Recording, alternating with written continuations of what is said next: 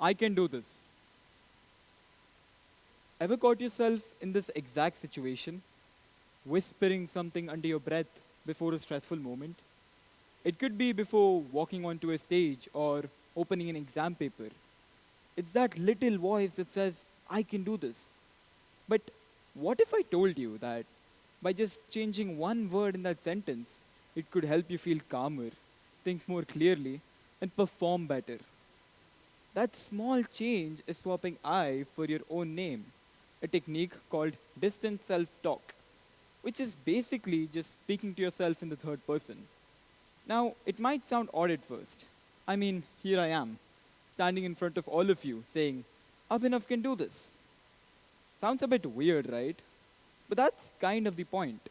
You see, when we speak to ourselves in the third person, using our own name, we don't just speak as us, we speak to us.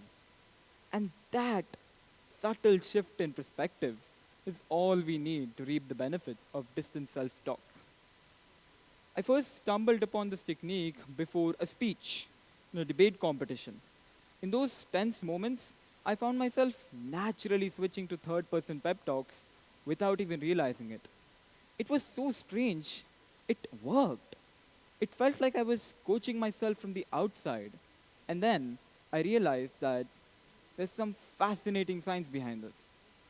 Ethan Kross, an American psychologist, neuroscientist, and a professor at the University of Michigan, who has extensively studied the way we speak to ourselves. His research suggests that when we speak to ourselves in the third person, it activates a certain region of the brain associated with self control and may lead to a reduction of activity in the amygdala, which is tied to emotional responses like fear and anxiety.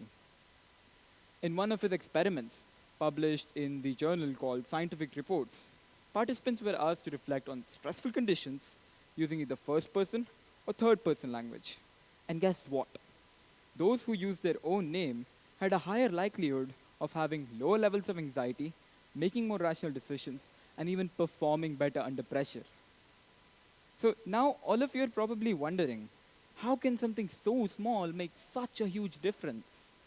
Well, when we speak to ourselves using our own name, we create something called psychological distance.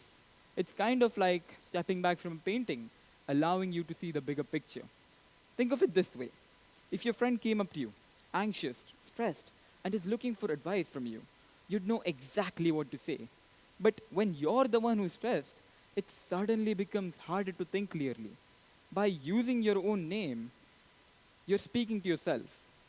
And by using your own name, you become your own friend and are able to use the same level of support and clarity for yourself that you would give to someone else.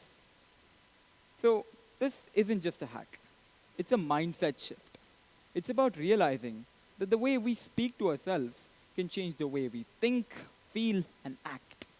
So, the next time you're under pressure, I want you to try this technique out because sometimes the most powerful voice we need to hear is our own. Thank you.